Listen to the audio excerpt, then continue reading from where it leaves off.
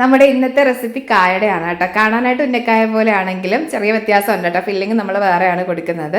അപ്പോൾ ഇതിലേക്ക് ആദ്യം നേന്ത്രപ്പഴമാണ് വേണ്ടത്. അധികം പഴുത്തതും അതുപോലെ തന്നെ ഒട്ടും പഴുക്കാത്തതും ഇതിലേക്ക് എടുക്കല്ലേ. ഇതിനിടയ്ക്ക് വരുന്നൊരു പരുവാണ് നല്ലത് കേട്ടോ.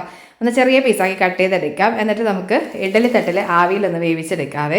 ഇതൊന്ന് വെന്ത് വരുന്ന സമയത്ത് നമുക്ക് ഇതിൻ്റെ ഫില്ലിങ് നമ്മൾ മുട്ടയിലാണ് ചെയ്തെടുക്കുന്നത്. 2-3 മുട്ട എടുത്തിട്ടുണ്ട്.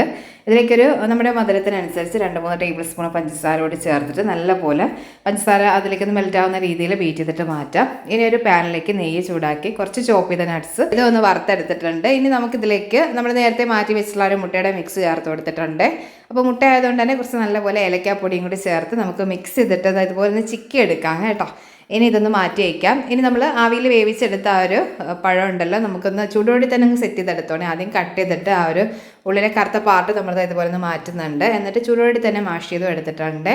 ഇനി നമ്മൾ കയ്യിൽ കുറച്ച് വെളിച്ചെണ്ണ തടകിയിട്ട് ഇതുപോലെ ഒന്ന് ഷേപ്പ് ചെയ്തെടുത്തതിന് ശേഷം ഫില്ലിങ് കൊടുത്തിട്ടുണ്ട് കേട്ടോ. ഒരു മുട്ടയുടെ മിക്സ് കൊടുത്ത് നമ്മൾ ഉന്നക്കായ ഒന്ന് ഷേപ്പ് ചെയ്തെടുക്കില്ല, ആ രീതിയിലേക്ക് ഒന്ന് ഷേപ്പ് ചെയ്തെടുക്കാം കേട്ടോ. ഇപ്പോൾ നിങ്ങൾക്ക് ബോൾസ് ആയിട്ട് ആ ഒരു ഷേപ്പിൽ വേണമെങ്കിൽ അങ്ങനെ ചെയ്തെടുത്താലും മതി കേട്ടോ. എന്നിട്ട് നമുക്ക് ചൂടായ ഓയിലിൽ വറുത്ത് കോരാം.